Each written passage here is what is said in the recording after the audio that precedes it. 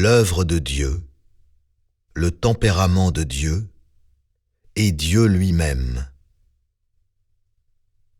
Grand 3.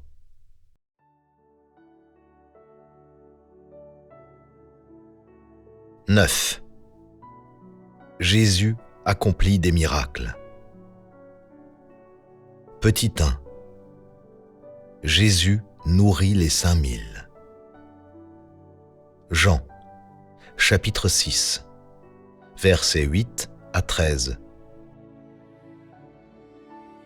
Un de ses disciples, André, frère de Simon-Pierre, lui dit : « Il y a ici un jeune garçon qui a 5 pains d'orge et 2 poissons. Mais qu'est-ce que cela pour tant de gens ? » Jésus dit : « Faites-les asseoir. » Il y avait dans ce lieu beaucoup d'herbes. Ils s'assirent donc, au nombre d'environ 5000 hommes. Jésus prit les pains, rendit grâce et les distribua à ceux qui étaient assis. Il leur donna de même des poissons, autant qu'ils en voulurent.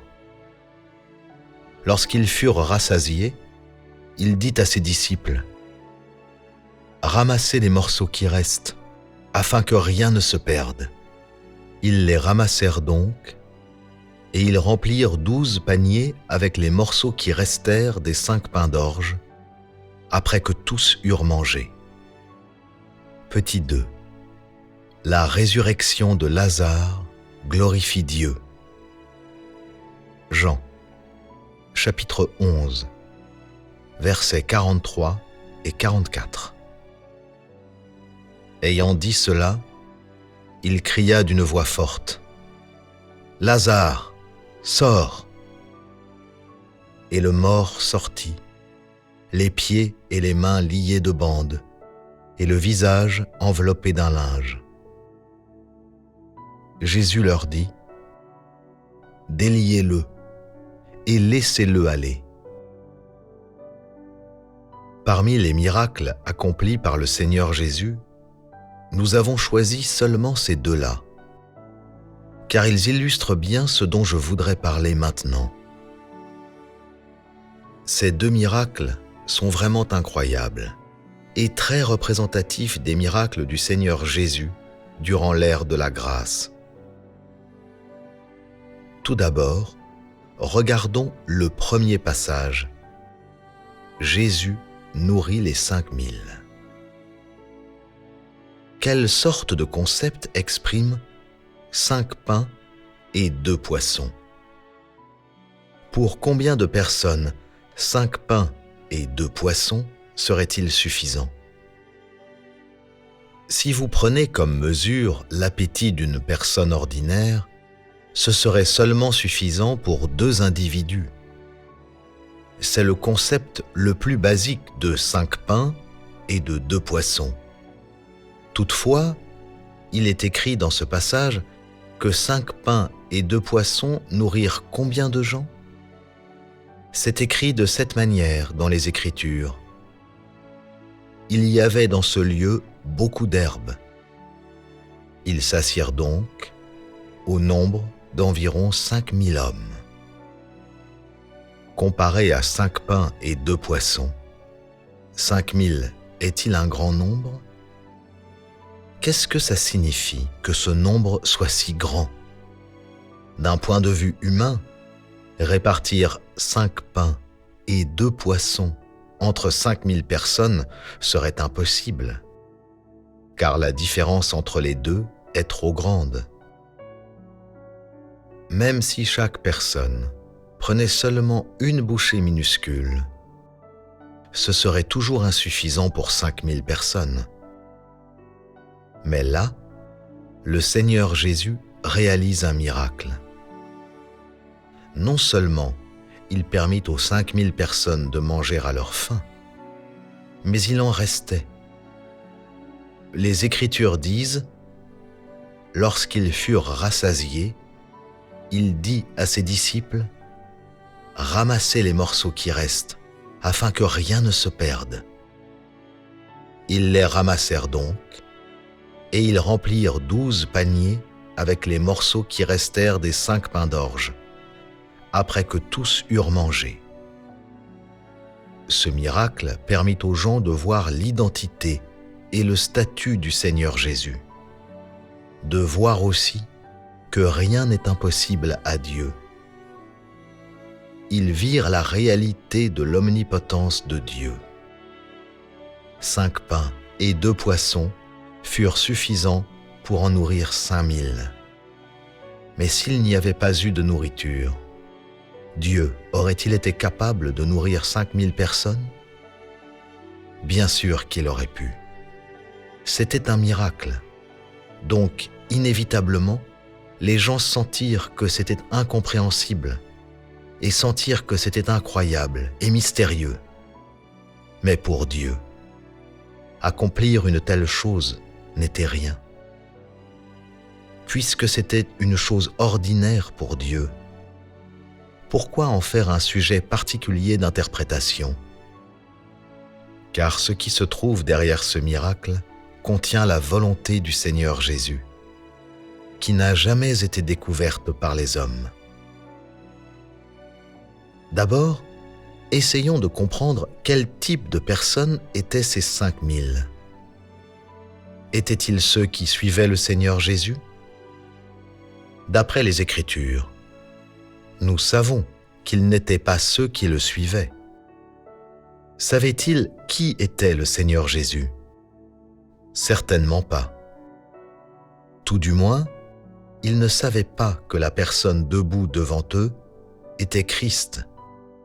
Ou peut-être que quelques personnes connaissaient seulement son nom et savaient quelque chose, ou avaient entendu parler de choses qu'il avait accomplies. Ils étaient simplement curieux de connaître le Seigneur Jésus à cause des histoires qu'on racontait. Mais vous ne pouvez certainement pas dire qu'ils le suivaient, encore moins qu'ils le comprenaient. Quand le Seigneur Jésus vit ces 5000 personnes, elles avaient faim et ne songeaient qu'à se rassasier. C'est donc dans ce contexte que le Seigneur Jésus a satisfait leurs désirs. Quand il a satisfait leurs désirs, qu'y avait-il dans son cœur? Quelle était son attitude envers ces gens qui ne désiraient que rassasier leur faim?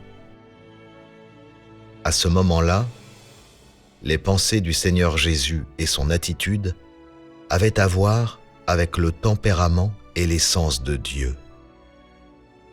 Faisant face à ces 5000 personnes au ventre vide et qui désiraient seulement manger un repas copieux, faisant face à ces gens pleins de curiosité et d'espoir à son égard, le Seigneur Jésus a pensé uniquement à utiliser ce miracle pour leur accorder la grâce. Toutefois, il n'a pas attisé son espoir qu'ils commencent à le suivre, car il savait qu'ils voulaient avoir une partie du plaisir et manger à leur faim. Donc, il tira le meilleur parti de ce qu'il avait et utilisa 5 pains et 2 poissons pour nourrir 5000 personnes. Il ouvrit les yeux de ces gens qui appréciaient le spectacle, qui voulaient voir des miracles, et ils virent de leurs propres yeux les choses que Dieu incarné pouvait accomplir. Bien que le Seigneur Jésus employât quelque chose de tangible pour satisfaire leur curiosité, il savait déjà dans son cœur que ces 5000 personnes ne désiraient qu'un bon repas. Aussi, il ne dit rien du tout et ne fit pas de sermon. Il les laissa simplement observer ce miracle. Il ne pouvait absolument pas traiter ces gens de la même façon qu'il traitait ses disciples qui le suivaient vraiment. Mais dans le cœur de Dieu, toutes les créatures étaient soumises à son règne, et il permettrait à toute créature sous ses yeux de jouir de la grâce de Dieu quand cela était nécessaire. même si ces gens ne savaient pas qui il était ou ne le comprenaient pas, ou n'avaient aucune impression particulière de lui ou de gratitude envers lui, même après qu'ils eurent mangé les pains et les poissons. Cela ne posait pas de problème à Dieu. Il offrit à ces personnes une opportunité merveilleuse de jouir de la grâce de Dieu. Certaines personnes disent que Dieu se base sur des principes pour ce qu'il fait, qu'il ne surveille ni ne protège les non-croyants, et que surtout, il ne leur permet pas de jouir de sa grâce. Est-ce vraiment le cas? Aux yeux de Dieu, tant qu'ils sont des créatures vivantes qu'il a lui-même créées, il s'occupera d'eux et en prendra soin. Il les traitera, prévoira pour eux et les dirigera de différentes manières. Ce sont les pensées et l'attitude de Dieu envers toute chose.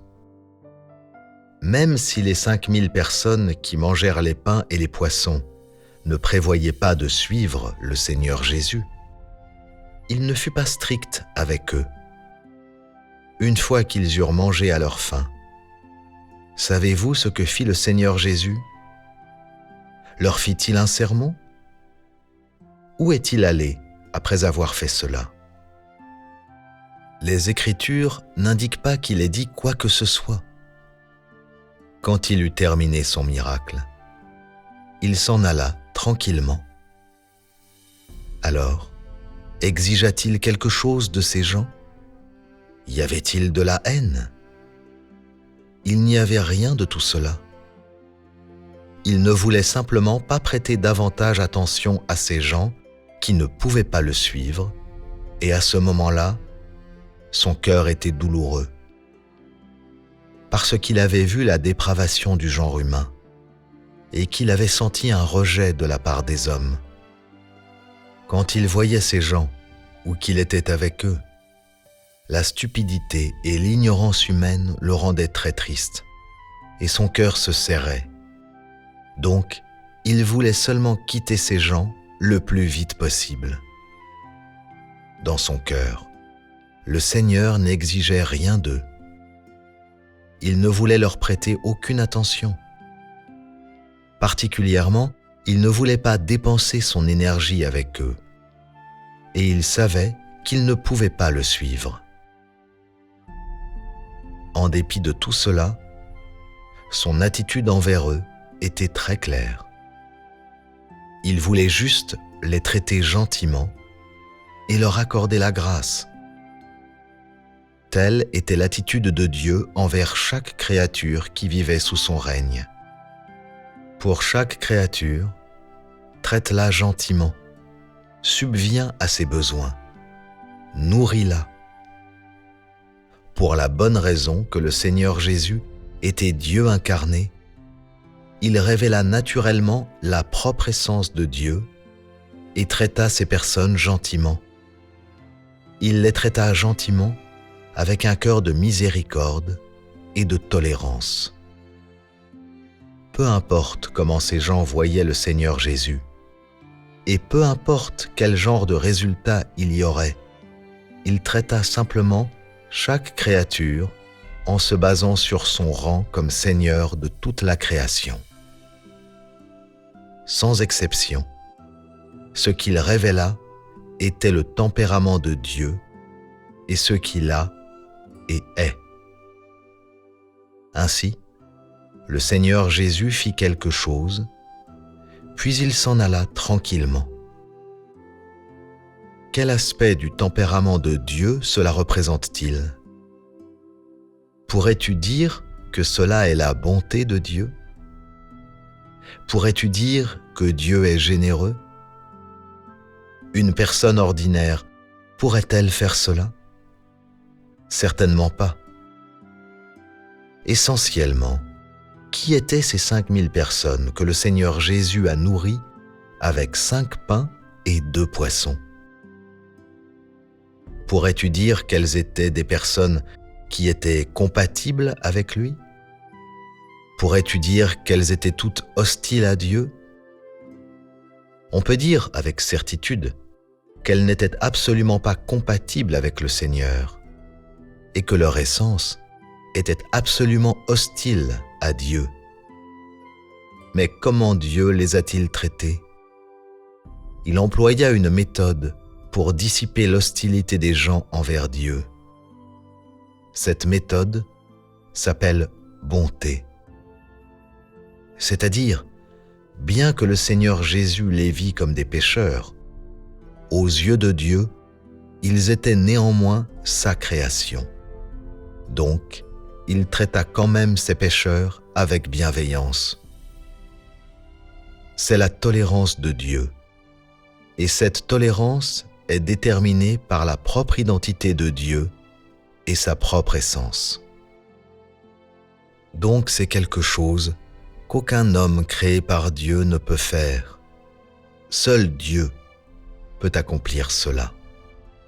Quand tu pourras véritablement apprécier les pensées de Dieu et son attitude envers les hommes, quand tu pourras vraiment comprendre les émotions de Dieu et sa préoccupation envers chaque créature, tu seras capable de comprendre la dévotion et l'amour consacré à chaque être humain créé par le Créateur.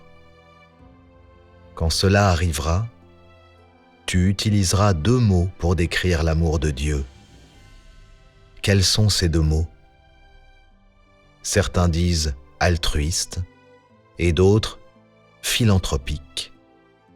Des 2, philanthropique est le moins approprié pour décrire l'amour de Dieu. C'est un mot que les gens emploient pour décrire une personne large d'esprit et de sentiments. Je déteste vraiment ce mot, car il fait référence au fait de faire la charité arbitrairement, sans discernement, en ne tenant compte d'aucun principe. C'est une expression exagérément émotionnelle d'une personne insensée et embrouillée. Lorsque ce terme est employé pour décrire l'amour de Dieu, cela indique inévitablement une intention blasphématoire. J'ai 2 mots qui décrivent de façon plus adéquate l'amour de Dieu. Quels sont ces 2 mots? Le premier est immense. Ce terme n'est-il pas très évocateur? Le second est vaste.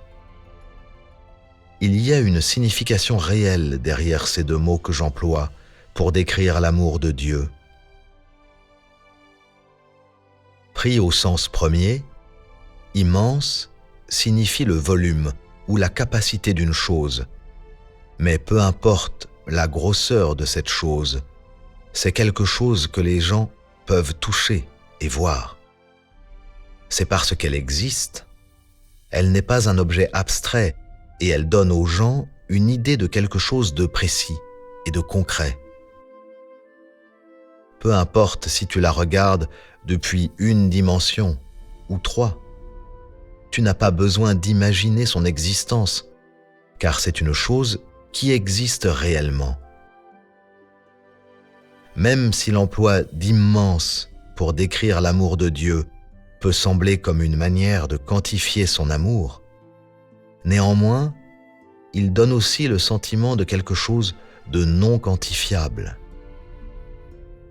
Je dis que l'amour de Dieu peut être quantifié, car son amour n'est pas une sorte de non-entité, ni ne surgit d'une légende quelconque.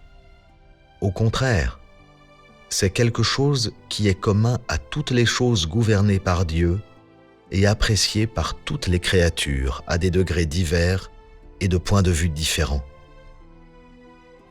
Bien que les gens ne puissent pas le voir ou le toucher, cet amour apporte le soutien et la vie à toute chose à mesure qu'il se révèle peu à peu dans leur vie, et elles comptent et témoignent de l'amour de Dieu dont elles jouissent à chaque instant. Je dis que l'amour de Dieu n'est pas quantifiable, car le mystère de Dieu soutenant et nourrissant toute chose est difficile à imaginer par les humains, tout comme les pensées de Dieu pour toute chose et particulièrement pour les hommes. c'est-à-dire que personne ne connaît le sang ni les larmes que le Créateur a versées pour l'humanité. Personne ne peut appréhender, personne ne peut comprendre la profondeur ou le poids de l'amour que le Créateur porte aux hommes qu'il a créés de ses propres mains. Décrire l'amour de Dieu comme immense, c'est permettre aux gens d'apprécier et de comprendre son étendue et la réalité de son existence. C'est aussi pour que les gens puissent comprendre plus profondément le sens réel du mot créateur et pour qu'ils puissent obtenir une compréhension plus profonde du véritable sens de l'appellatif création. Qu'est-ce que le mot vaste décrit habituellement? On l'emploie généralement pour l'océan ou l'univers. Ainsi, on parle de l'univers vaste ou de l'océan vaste. L'expansivité et la tranquille étendue de l'univers dépassent l'entendement humain, et c'est une chose qui capte l'imagination des hommes et pour laquelle ils sont pleins d'admiration. Son mystère et sa profondeur sont à portée de vue, mais inaccessibles. Quand tu penses à l'océan, quand tu penses à son étendue, il paraît sans limite et tu peux sentir son mystère et son inclusion. C'est pourquoi j'ai employé le terme « vaste » pour décrire l'amour de Dieu.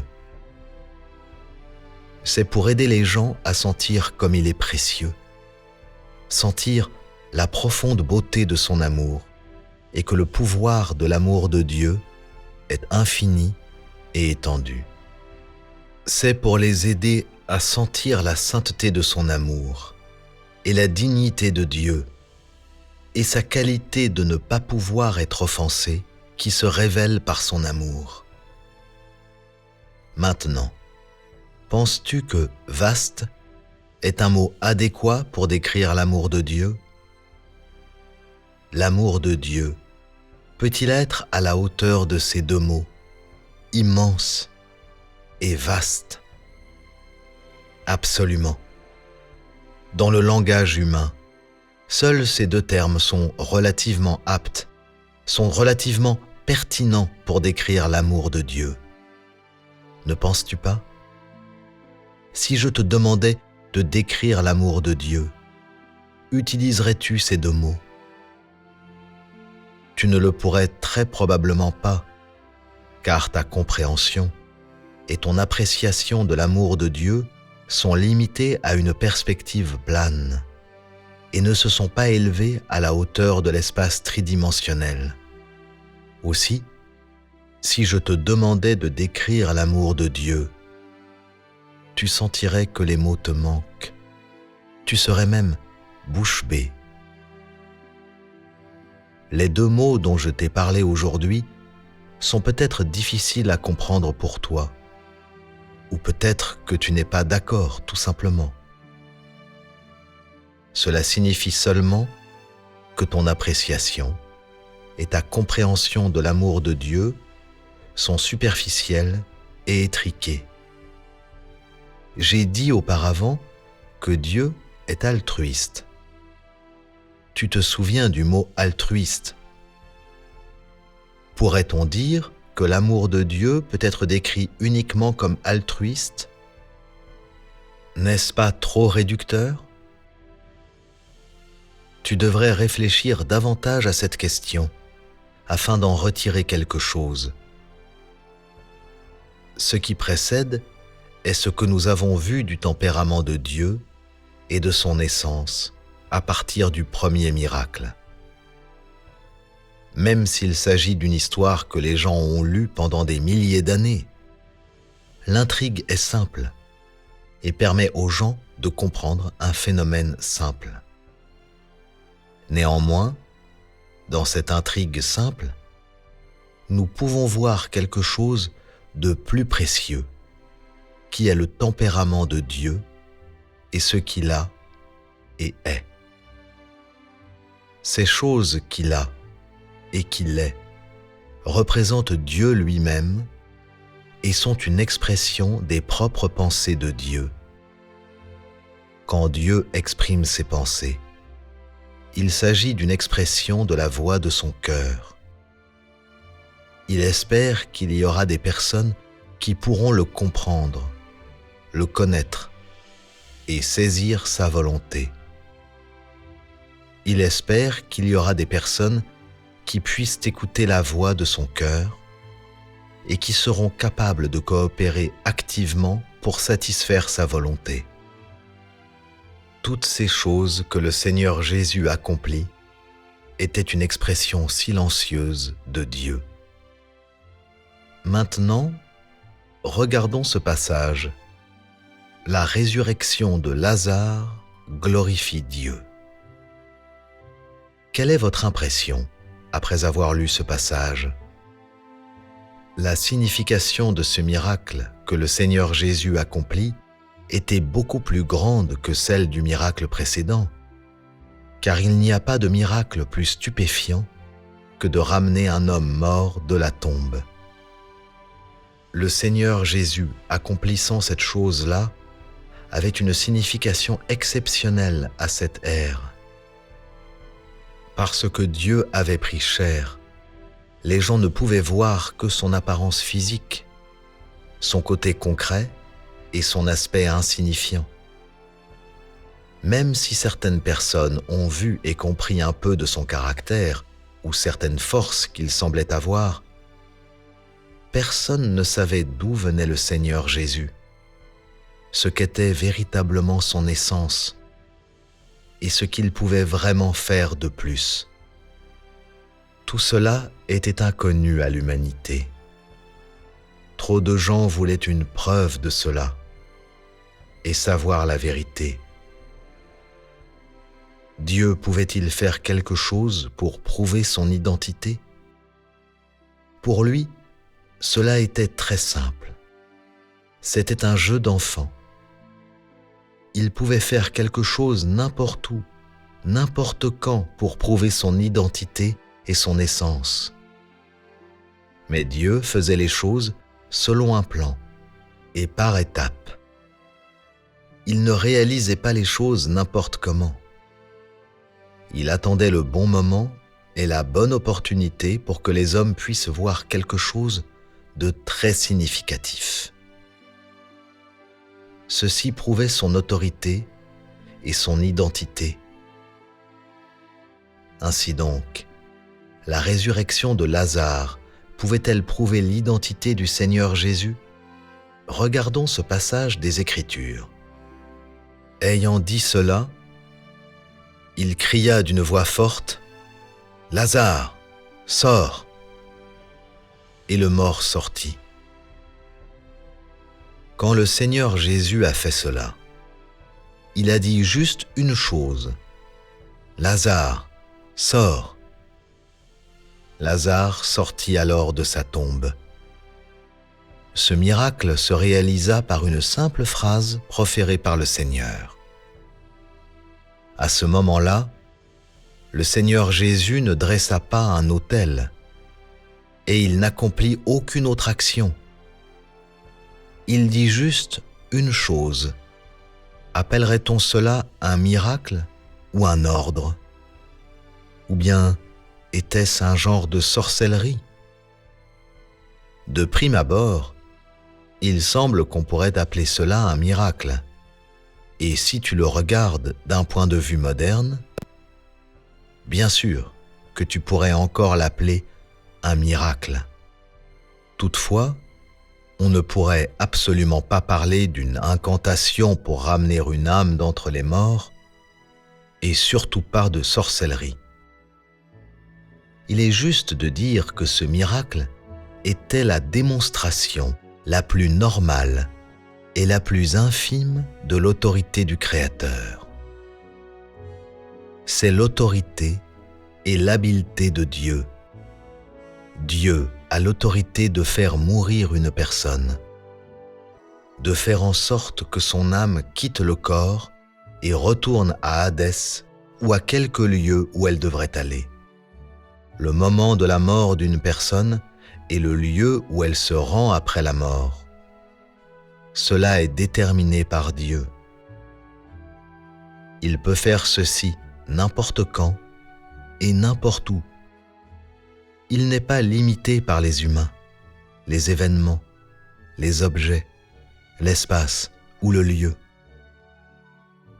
S'il veut le faire, il peut le faire, car toute chose et tout être vivant sont placés sous son règne, et toute chose vit et meurt selon sa parole, son autorité.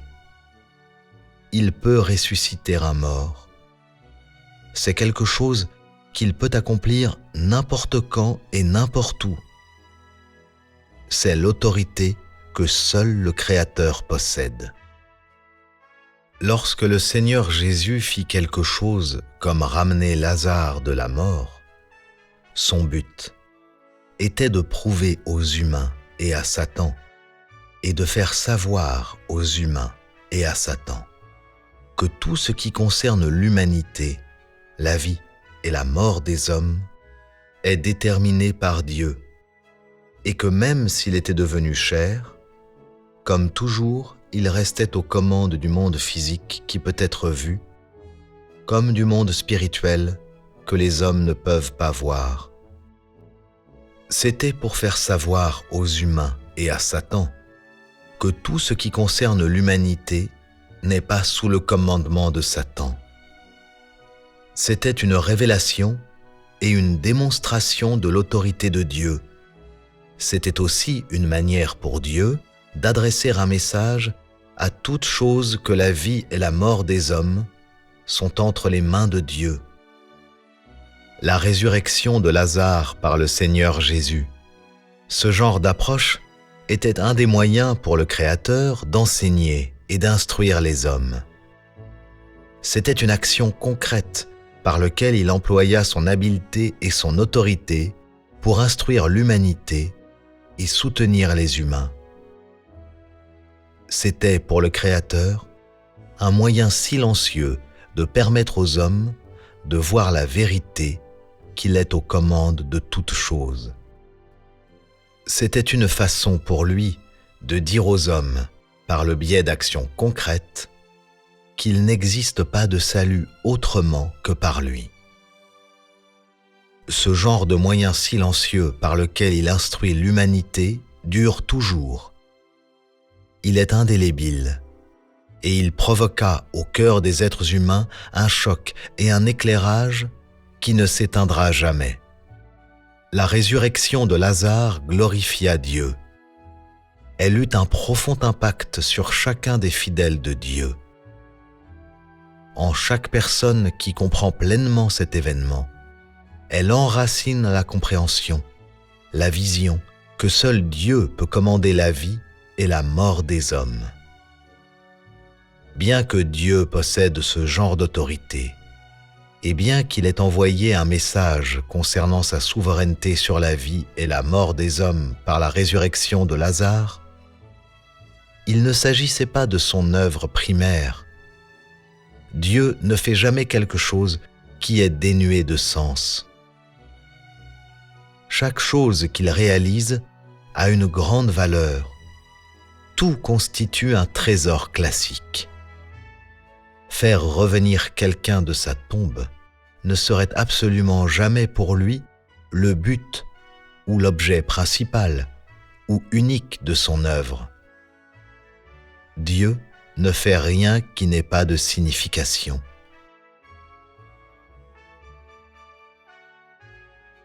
Une résurrection de Lazare est appropriée pour démontrer l'autorité de Dieu. Elle est adéquate pour démontrer l'identité du Seigneur Jésus. C'est pourquoi le Seigneur Jésus n'a pas répété ce genre de miracle. Dieu accomplit les choses selon ses propres principes. En langage humain, ce serait dire que Dieu est attentif au travail sérieux. C'est-à-dire, quand Dieu fait des choses, il ne s'écarte pas de l'objectif de son œuvre. Il sait quelle œuvre il désire réaliser dans cette étape ce qu'il veut accomplir, et il travaillera strictement en fonction de son plan. Si une personne corrompue avait ce type d'habileté, elle réfléchirait seulement aux moyens d'exprimer son habileté afin que les autres sachent comme elle est formidable, pour qu'ils s'inclinent devant elle, pour qu'elle puisse les contrôler et les dévorer. C'est le mal qui vient de Satan. On l'appelle corruption. Dieu ne possède pas un tel tempérament et il n'a pas une telle essence. Son intention en faisant cela n'est pas de se mettre en valeur, mais plutôt de procurer aux hommes davantage de révélation et de direction. En effet, les gens ne lisent que très peu d'exemples de ce type de choses dans la Bible. Cela ne signifie pas que les habiletés du Seigneur Jésus étaient limitées ou qu'il ne pouvait pas faire ce genre de choses.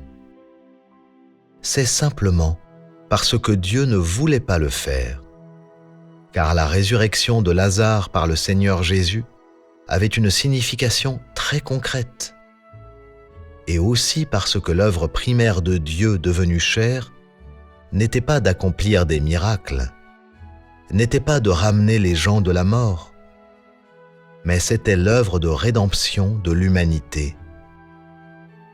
Ainsi, une grande partie de l'œuvre que le Seigneur Jésus faisait était d'enseigner aux gens, de les soutenir et de les aider. Les choses comme la résurrection de Lazare constituaient de petites parties du ministère que le Seigneur accomplissait. Même plus, vous pourriez dire que se mettre en valeur n'est pas une partie de l'essence de Dieu. Donc, le fait de ne plus accomplir de miracles ne venait pas d'une retenue intentionnelle, ni de contraintes de l'environnement, et certainement pas d'un manque d'habileté. Lorsque le Seigneur Jésus ramena Lazare de la mort, il dit une phrase : « Lazare, sors !» Il ne dit rien d'autre que cela. Que signifient ces mots ? Ils signifient que Dieu peut accomplir n'importe quoi par la parole, même la résurrection d'un homme mort. Quand Dieu créa toutes choses, lorsqu'il créa le monde, il le fit avec des paroles. Il prononça des ordres, des mots avec autorité, et comme ça, toutes choses furent créées. Ce fut accompli comme ça. Cette simple phrase prononcée par le Seigneur Jésus était tout comme les paroles dites par Dieu quand il créa les cieux et la terre et toutes choses. Elle contenait de façon égale l'autorité de Dieu, l'habileté du Créateur. Toutes choses furent créées et tinrent bon grâce à des paroles de la bouche du Créateur. Tout juste comme Lazare qui sortit de sa tombe grâce aux paroles prononcées par la bouche du Seigneur Jésus. C'était l'autorité de Dieu manifestée et réalisée dans sa chair incarnée. Ce genre d'autorité et d'habileté appartiennent au Créateur et au Fils de l'homme, dans lequel le Créateur fut réalisé. C'est la compréhension enseignée aux hommes par Dieu, ramenant Lazare de la mort. C'est tout sur ce sujet.